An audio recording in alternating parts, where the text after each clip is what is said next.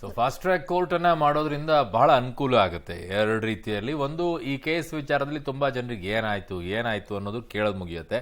ಆಮೇಲೆ ಒಂದು, ಜನರಿಗೆ ನಂಬಿಕೆ ವಿಶ್ವಾಸ ಬರಬೇಕು ಅನ್ನೋದಾದ್ರೆ ಫಾಸ್ಟ್ ಟ್ರ್ಯಾಕ್ ಕೋರ್ಟ್ನ ಅಗತ್ಯತೆ ಇದೆ. ಇಂಥ ಪ್ರಕರಣ ಇಷ್ಟು ಬೇಗ ಇತ್ಯರ್ಥ ಆಯ್ತು ನೋಡಿ ಅಂತ ಹೇಳಿ. ಇಲ್ಲಾಂದ್ರೆ 5 ವರ್ಷ 10 ವರ್ಷ 15 ವರ್ಷ 20 ವರ್ಷದವರೆಗೂ ಹೋಗಿರುವಂಥ ಪ್ರಕರಣಗಳಿದೆ. ಹಂಗೆ ಎಳಿತಾ ಹೋದ್ರೆ ಪ್ರಯೋಜನ ಏನು? ಜನರಿಗೆ ಕಾನೂನಿನ ಬಗ್ಗೆ ಎಲ್ಲ ವಿಶ್ವಾಸ ಬರಬೇಕು ಅಂದ್ರೆ. ಇನ್ನೊಂದು ಕಡೆಗೆ ಬಳ್ಳಾರಿ ಜೈಲಲ್ಲಿ ಚಿಂತಾಕ್ರಾಂತರಾಗಿದ್ದಾರಂತೆ ದರ್ಶನ್. ನನಗೇನು ಅನಿಸ್ತಾ ಇಲ್ಲಪ್ಪ.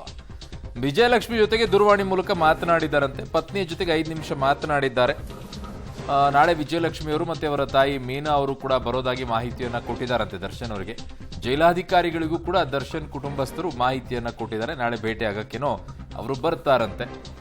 ಸೊ ಚಿಂತಾಕ್ರಾಂತರಾಗಿದ್ದಾರೆ ಅನ್ನುವಂತಹ ಮಾಹಿತಿ ಬರ್ತಾ ಇದೆ. ಸೊ ಚಿಂತಾಕ್ರಾಂತರಾಗಿದ್ದು ನಾವು ಪರಪ್ಪನ ಅಗ್ರಹಾರದಲ್ಲಿ ನೋಡಿದ್ವಲ್ಲ, ಯಾವ ರೀತಿಯಲ್ಲಿ ಚಿಂತಾಕ್ರಾಂತರಾಗಿದ್ರು ಏನು ಅನ್ನೋದನ್ನ, ಹೊರಗಡೆಗೆ ಚೇರ್ ಹಾಕೊಂಡು ಕೂತ್ಕೊಂಡಿದ್ದೆಲ್ಲ. ಅಲ್ಲಿ ಚಿಂತಾಕ್ರಾಂತರಾಗಿದ್ದನ್ನೇ ಆ ರೀತಿಯಾಗಿ ಇರೋದಾಗಿದ್ದಿದ್ರೆ ಇವತ್ತಲ್ಲಿ ಮಾಂಸದ ಊಟನೇ ಮಾಡಬಾರ್ದಾಗಿತ್ತು ಅವರು, ಅಲ್ವಾ? ಮಧ್ಯಾಹ್ನ ಮಾಂಸದ ಊಟ ಮಾಡ್ಕೊಂಡೆಲ್ಲ ಇದ್ದು ಚಿಂತಾಕ್ರಾಂತ. ಹಿಂಗಾಗತ್ತೆ. ಚಿಂತೆ ಒಂದು ಬಂದ್ಬಿಟ್ರೆ ಒಂದು ಅನ್ನ ತಿನ್ನಕ್ಕೂ ಕೂಡ ಆಗಲ್ಲ. ಆ ರೀತಿಯಾಗಿ ಚಿಂತೆ ಅಂತ, ಅದು ಇಂಥ ದೊಡ್ಡ ರೀತಿಯಾದಂಥ ಆರೋಪ. ಈ ಆರೋಪದಲ್ಲಿ ಚಿಂತಾಕ್ರಾಂತರೇನಿಲ್ಲ, ಏನ್ ಮಾಡಬೇಕು ಅನ್ನುವಂಥದ್ರ ಬಗ್ಗೆ ಅಷ್ಟೇ ಯೋಚನೆ ಮಾಡ್ತಾ ಇದ್ದಾರೆ. ಯೋಚನೆ ಮಾಡೋದಕ್ಕೂ ಚಿಂತಾಕ್ರಾಂತರಾಗಿರೋದಕ್ಕೂ ಬಹಳ ವ್ಯತ್ಯಾಸ ಇದೆ. ಸೊ ಅದಕ್ಕೆ ಈಗ ಮಾತನಾಡಿದ್ದಾರಂತೆ. ಅವರಿಗೆ ಧೈರ್ಯ ತುಂಬಕ್ಕೆ ಅವರ ಪತ್ನಿನೇ ಬರಬೇಕಾಗಿದೆ. ಈಗ ಇನ್ಯಾರೂ ನಿಂತ್ಕೊಂಡಿಲ್ಲ. ನನ್ನ ಸಹೋದ್ಯೋಗಿ ಈಗ ಅಂಬರೀಷ್ ಬಳ್ಳಾರಿಯಿಂದ ಸಂಪರ್ಕಕ್ಕೆ ಸಿಗ್ತಾ ಇದ್ದಾರೆ. ಅಂಬರೀಷ್, ಚಿಂತಾಕ್ರಾಂತರು ಅನ್ನೋದಾಗಿದ್ದಿದ್ರೆ ಮಧ್ಯಾಹ್ನ ಎಲ್ಲ ನಾನ್ ವೆಜ್ ಊಟನೇ ಮಾಡಬಾರ್ದಾಗಿತ್ತಪ್ಪ. ನೀವು ಹೇಳ್ತಾ ಇದ್ರೆ 250 ಗ್ರಾಮ್ ಚಿಕನ್ ಕೊಟ್ರು, 3 ಚಪಾತಿ ತಿಂದ್ರು, ಅನ್ನ ಎಲ್ಲ ತಿಂದ್ರು ಅಂತ ಹೇಳಿ. ಅದು ಚಿಂತಾಕ್ರಾಂತರಾಗಿರುವಂತವರ ಲಕ್ಷಣನಾ? ಯಾಕೆ ಚಿಂತಾಕ್ರಾಂತರಾಗಿರ್ಬೇಕು ಅಂತ? ಅರುಣ್, ರೇಣುಕಾಸ್ವಾಮಿ ಕೊಲೆ ಪ್ರಕರಣಕ್ಕೆ ಸಂಬಂಧಪಟ್ಟಂತೆ ಈಗಾಗಲೇ ಸಾಕಷ್ಟು ಸಾಕ್ಷಿಗಳ ವಿಚಾರವೂ ಕೂಡ ಬಯಲಿಗೆ ಬಂದಿದೆ. ಹೀಗಾಗಿ ಸಹಜವಾಗಿನ ಕೊಲೆ ಆರೋಪಿ ದರ್ಶನ್ ಅವರು ಇದೀಗ ಬಳ್ಳಾರಿ ಸೆಂಟ್ರಲ್ ಜೈಲಲ್ಲಿ ಒದ್ದಾಡ್ತಾ ಇದ್ದಾರೆ. ಯಾಕಂದ್ರೆ ಬಹುಶಃ ದರ್ಶನ್ ಅವರು ನಿರೀಕ್ಷೆ ಮಾಡಿರಲಿಲ್ಲ ಇಷ್ಟೊಂದು ಪ್ರಮಾಣದಲ್ಲಿ ಸಾಕ್ಷಿಗಳು ಸಿಗುತ್ತೆ, ಇಷ್ಟೊಂದು ಜನರು ನನ್ನ ವಿರುದ್ಧವಾಗಿ ಸಾಕ್ಷಿಗಳನ್ನು ಹೇಳ್ತಾರೆ ಅನ್ನುವಂಥ ನಿಟ್ಟಿನಲ್ಲಿ ದರ್ಶನ್ ಅವರು ಬಹುಶಃ ಊಹಿಸಿಕೊಂಡಿರ್ಲಿಕ್ಕೆ ಸಾಧ್ಯ ಇರಲಿಲ್ಲ. ಹೀಗಾಗಿ ಈಗಾಗಲೇ ಸದ್ಯಕ್ಕೆ ಈ ಒಂದು ಕೊಲೆ ಪ್ರಕರಣಕ್ಕೆ ಸಂಬಂಧಪಟ್ಟಂತೆ ಏನು ಕೊಲೆಯ ವಿಕೃತಿಗಳೆಲ್ಲವೂ ಕೂಡ ಹೊರಗಡೆ ಬರ್ತಾ ಇದೆ. ಇದನ್ನ ಕಂಡು ಸಹಜವಾಗಿನ ದರ್ಶನ್ ಅವರು ಕುಗ್ಗಿದ್ದಾರೆ. ಎಲ್ಲೋ ಒಂದ್ ಕಡೆಗೆ ಬೇಲ್ಗೆ ಅಪ್ಲಿಕೇಶನ್ ಹಾಕಿದ್ರೆ ತದನಂತರದಲ್ಲಿ ಬೇಲ್ ಸಿಗುತ್ತೋ ಇಲ್ವೋ ಅನ್ನುವಂತ ಒಂದ್ ರೀತಿಯ ಚಿಂತೆಯಲ್ಲಿ ಕೂಡ ಇದ್ದಾರೆ. ಇದೇ ಕಾರಣಕ್ಕೋಸ್ಕರ ಬೆಳಿಗ್ಗೆ ಏನು ಬ್ರೇಕ್ಫಾಸ್ಟ್ ಇತ್ತು ಅದನ್ನು ಕೂಡ ಬ್ರೇಕ್ ಮಾಡಿದ್ರು. ತದನಂತರದಲ್ಲಿ ಮಧ್ಯಾಹ್ನದ ಊಟವನ್ನ ದರ್ಶನ್ ಅವರು ಮಾಡಿದ್ರು. ಅದಾದ್ಮೇಲೆ ದರ್ಶನ್ ಅವರು ಅವರ ಪತ್ನಿ ವಿಜಯಲಕ್ಷ್ಮಿ ಅವರ ಜೊತೆಗೆ ಪ್ರಿಸನ್ ಕಾಲ್ ಸಿಸ್ಟಮ್ ಮೂಲಕ ಬರೋಬ್ಬರಿ 5 ನಿಮಿಷಗಳ ಕಾಲ ಮಾತನಾಡಿದ್ರು. ತದನಂತರದಲ್ಲಿ ಮುಂದಿನ ಕಾನೂನು ಹೋರಾಟಗಳ ಬಗ್ಗೆ ಕೂಡ ಒಂದಿಷ್ಟು ಚರ್ಚೆಯನ್ನ ಮಾಡಿದ್ರು. ಅದಾದ್ಮೇಲೆ ದರ್ಶನ್ ಅವರು ಅವರ ಪತ್ನಿ ವಿಜಯಲಕ್ಷ್ಮಿ ಅವರ ಜೊತೆಗೆ ಮಾತನಾಡ್ತಾ, ಸಾಧ್ಯ ಆದ್ರೆ ನಾಳೆ ಸೆಂಟ್ರಲ್ ಜೈಲ್ಗೆ ಬನ್ನಿ, ಅದಾದ್ಮೇಲೆ ಒಂದಿಷ್ಟು ಮುಂದಿನ ಕಾನೂನು ಹೋರಾಟದ ಬಗ್ಗೆ ಚರ್ಚೆ ಮಾಡೋಣ ಅನ್ನುವಂತ ರೀತಿಯಲ್ಲಿ ಅವರಿಗೆ ಮನವಿಯನ್ನ ಮಾಡಿಕೊಂಡ್ರು.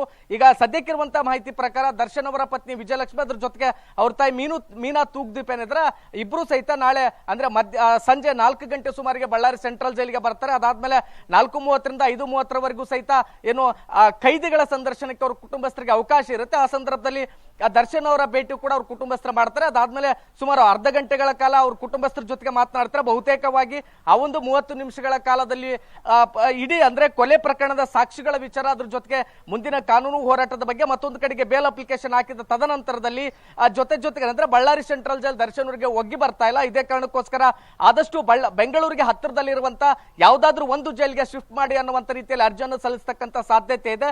ಕಳೆದ ಬಾರಿ ವಿಜಯಲಕ್ಷ್ಮಿ ಅವರು ಬಂದಂತ ಸಂದರ್ಭದಲ್ಲಿಯೂ ಸಹಿತ ಈ ರೀತಿಯ ಚರ್ಚೆಗಳನ್ನು ದರ್ಶನ್ ಅವರು ಮಾಡಿದ್ರು. ಆದ್ರೆ ಅದು ಸಫಲವಾಗಿರಲಿಲ್ಲ. ಕಾರಣ ಏನಂದ್ರೆ ಚಾರ್ಜ್ ಶೀಟ್ ಅಧಿಕೃತವಾಗಿ ಕೈಗೆ ಬರಲಿ, ಅದಾದ್ಮೇಲೆ ಅದರಲ್ಲಿನ ಅಂಶಗಳನ್ನ ಪರಿಗಣಿಸಿ ನಂತರದಲ್ಲಿ ತೀರ್ಮಾನ ಮಾಡೋಣ ಅನ್ನುವಂತ ನಿಟ್ಟಿನಲ್ಲಿ. ಹೀಗಾಗಿ ಇವತ್ತು ಅಂದ್ರೆ ಸದ್ಯಕ್ಕೆ ಈಗಾಗಲೇ ಚಾರ್ಜ್ ಶೀಟ್ ನ ಅಂಶಗಳು ಕೂಡ ಪ್ರತಿಗಳು ಕೂಡ ಅವರ ವಕೀಲರ ಕೈಗೆ ಸಿಗ್ತಕ್ಕಂತ ಸಾಧ್ಯತೆ ಇರೋದ್ರಿಂದ ಬಹುತೇಕ ನಾಳೆ ದರ್ಶನ್ ಅವರ ಪತ್ನಿ ಬಂದ ಮೇಲೆ ಮುಂದಿನ ಕಾನೂನು ಹೋರಾಟದ ಬಗ್ಗೆ ಚರ್ಚೆ ಮಾಡತಕ್ಕಂತ ಸಾಧ್ಯತೆ ಇದೆ. ಮತ್ತೆ ದರ್ಶನ್ ಅವರ ಪತ್ನಿ ವಿಜಯಲಕ್ಷ್ಮಿ ಅವರು ಬಂದು ಹೋದ ನಂತರದಲ್ಲಿ ಬೇಲ್ ಅಪ್ಲಿಕೇಶನ್ ಅರ್ಜಿ ಹಾಕುವಂತ ಸಾಧ್ಯತೆಗಳು ಕೂಡ ಇದೆ. ಒಟ್ಟಾರೆಯಾಗಿ ಪ್ರಿಸನ್ ಕಾಲ್ ಸಿಸ್ಟಮ್ ಮೂಲಕ ದರ್ಶನ್ ಅವರು 5 ನಿಮಿಷಗಳ ಕಾಲ ಪತ್ನಿ ಜೊತೆಗೆ ಮಾತಾಡಿದ್ರು. ಈ ಸಂದರ್ಭದಲ್ಲಿ ಸಹಜವಾಗಿನೇ ಪತ್ನಿಯ ಧ್ವನಿ ಕೇಳ್ತಲೇ ದರ್ಶನ್ ಅವರು ಭಾವುಕರಾದ್ರು. ಮತ್ತೊಂದು ಕಡೆಗೆ ಈಗ ನಾಳೆ ಅವರು ಬಂದಾದ್ಮೇಲೆ ಬಹುತೇಕವಾಗಿ ಮುಂದಿನ ಕಾನೂನು ಹೋರಾಟದ ಬಗ್ಗೆನೇ ಚರ್ಚೆ ಮಾಡ್ತಾರೆ ಅನ್ನುವಂತ ಮಾಹಿತಿಗಳು ಕೂಡ ಈಗ ಸಿಕ್ಕಿದೆ. ಅರುಣ್, ಓಕೆ ಅಂಬರೀಷ್, ಒದ್ದಾಡ್ತಾ ಇದ್ದಾರೆ, ಭಾವುಕರಾಗ್ತಾ ಇದ್ದಾರೆ, ಚಿಂತಾಕ್ರಾಂತರಾಗಿದ್ದಾರೆ, ಬೆಳಗಿನ ತಿಂಡಿ ಬಿಟ್ಟಿದ್ದಾರೆ. ಇರಿ ಮಧ್ಯಾಹ್ನನೇ ಅಂದೆ ನಾನು, ಬೆಳಗ್ಗೆ ತಿಂಡಿ ಬಿಟ್ಟಿರೋದು ಮಧ್ಯಾಹ್ನ ನಾನ್ ವೆಜ್ ಸಿಗುತ್ತೆ ಅನ್ನೋದಕ್ಕೋಸ್ಕರ ಬೆಳಗಿನ ತಿಂಡಿ ಬಿಟ್ಟಿರೋದು ಅಂತ ಹೇಳಿ. ಅದನ್ನ ಬಿಟ್ರೆ ನೀವು ಯಾವ ಕಾರಣ ಇರುತ್ತೀರಿ ತಿಂಡಿ ಬಿಡಕ್ಕೆ? ಒಳ್ಳೆ ಕಥೆ ಆಯ್ತಿದು ಅಂಬರೀಷ್ ನಿಮ್ದು. ಚಿಂತಾಕ್ರಾಂತರಾಗಿದ್ದಾರೆ ಅಂತೀರಾ, ಅಲ್ಲಿ ನಾನ್ ವೆಜ್ ಊಟ ಮಾಡಿದ್ರು ಅಂತೀರಾ, 3 ಚಪಾತಿ ತಿಂದ್ರು ಅಂತೀರಾ. ಈ ಕಡೆಗೆ ಭಾವುಕರಾದ್ರು ಅಂತೀರಾ. ಯಾತಕ್ ಭಾವುಕರಾಗ್ಬೇಕು? ಏನಾಗ್ಬೇಕಾಗಿದೆ ಅವರಿಗೆ? ಪರಪ್ಪನ ಅಗ್ರಹಾರದಲ್ಲೇ ನೋಡಿಲ್ವಾ, ಕೈಯಲ್ಲಿ ಒಂದ್ ಏನ್ ಹಿಡ್ಕೊಂಡಿದ್ರು, ಹೆಂಗ್ ಕೂತ್ಕೊಂಡಿದ್ರು, ಚೇರ್ ಮೇಲೆ ಆರಾಮಾಗಿ ಕೂತ್ಕೊಂಡಿದ್ರು. ಭಾವುಕರಾಗುವಂತ ಪರಿಸ್ಥಿತಿಯಲ್ಲಿ ಇದಾರ ಅಂಬರೀಷ್? ಅರುಣ್, ಪರಪ್ಪನ ಅಗ್ರಹಾರ ಜೈಲಿಗೂ ಬಳ್ಳಾರಿ ಸೆಂಟ್ರಲ್ ಜೈಲಿಗೂ ತುಂಬಾ ವ್ಯತ್ಯಾಸ ಇದೆ. ಪರಪ್ಪನ ಅಗ್ರಹಾರ ಜೈಲಿನಲ್ಲಿದ್ದಂತ ಸಂದರ್ಭದಲ್ಲಿ ದರ್ಶನ್ ಅವರು ವಿಲಾಸಿ ಜೀವನವನ್ನ ಮಾಡಿದ್ರು. ಬಹುಶಃ ಜೈಲಿನ ವ್ಯವಸ್ಥೆಗಳು ಹೆಂಗಿರುತ್ತೆ ಅನ್ನುವಂಥದ್ದು ದರ್ಶನ್ ಅವರಿಗೆ ಪರಪ್ಪನ ಅಗ್ರಹಾರ ಜೈಲಿನಲ್ಲಿ ಕಂಡು ಬಂದಿರಲಿಲ್ಲ. ಆದ್ರೆ ಬಳ್ಳಾರಿ ಸೆಂಟ್ರಲ್ ಜೈಲಿನಲ್ಲಿ ನಿಜವಾದ ಜೈಲಿನ ದರ್ಶನವನ್ನ ದರ್ಶನ್ ಅವರು ಪಡಿತಾ ಇದ್ದಾರೆ, ಅಂದ್ರೆ ಅನುಭವಿಸ್ತಾ ಇದ್ದಾರೆ. ಇದೇ ಕಾರಣಕ್ಕೋಸ್ಕರ ಬಳ್ಳಾರಿ ಸೆಂಟ್ರಲ್ ಜೈಲಿನಲ್ಲಿ ಸಾಮಾನ್ಯ ಖೈದಿಗಳಿಗೆ ಕೊಡುವ ರೀತಿಯಲ್ಲಿ ಊಟ ಮತ್ತು ಟಿಫಿನ್ ಅನ್ನ ದರ್ಶನ್ ಅವರಿಗೆ ಕೊಡ್ತಾರೆ, ಅನಿವಾರ್ಯ ಸೇವಿಸಲೇಬೇಕು. ಆದ್ರೆ ಒಂದು ಟೈಮಲ್ಲಿ ಬ್ರೇಕ್ ಮಾಡಬಹುದು, ಮತ್ತೊಂದು ಟೈಮಲ್ಲಿ ಅದನ್ನ ಬ್ರೇಕ್ ಮಾಡ್ಲಿಕ್ಕೆ ಸಾಧ್ಯನೇ ಇಲ್ಲ.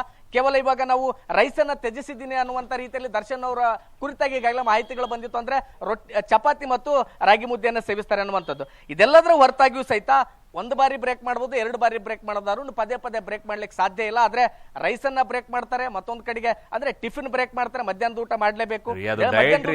ತಲೆ ಕೆಡ್ಸ್ಕೊಬೇಡಿ ಬಿಡಿ ಅದಕ್ಕೆಲ್ಲ. ಅಲ್ಲಲ್ಲ ಅಂಬರೀಷ್ ಅದೆಲ್ಲ ಚಿಂತಾಕ್ರಾಂತರಾಗಿ ಅದಕ್ಕೋಸ್ಕರ ಡಯಟ್ ಮಾಡ್ತಾ ಇರೋದವ್ರು.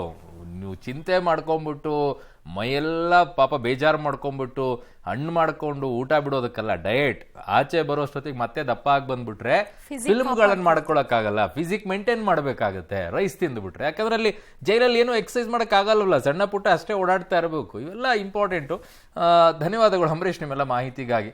ಸೊ ಫಿಸಿಕ್ ಮೇಂಟೈನ್ ಮಾಡೋಕ್ಕೋಸ್ಕರ ಇವೆಲ್ಲ ಡಯಟ್ಗಳನ್ನ ಮಾಡ್ತಾ ಇರ್ತಾರೆ. ಅನ್ನ ಬಿಡೋದು ಚಿಂತಾಕ್ರಾಂತರಾಗಿ ಅನ್ನ ಬಿಡೋದಲ್ಲ, ಡಯಟಿಗೋಸ್ಕರ. ಬೆಳಗ್ಗೆ ತಿಂಡಿ ಬಿಟ್ಟಿದ್ಯಾಕೆ? ಮಧ್ಯಾಹ್ನ ನಾನ್ ವೆಜ್ಜಿಗೋಸ್ಕರ. ಬ್ರೇಕ್ಫಾಸ್ಟ್ ಲಂಚ್ ಸೇರಿ ಬ್ರಂಚ್ ಮಾಡಿದ್ದಾರೆ.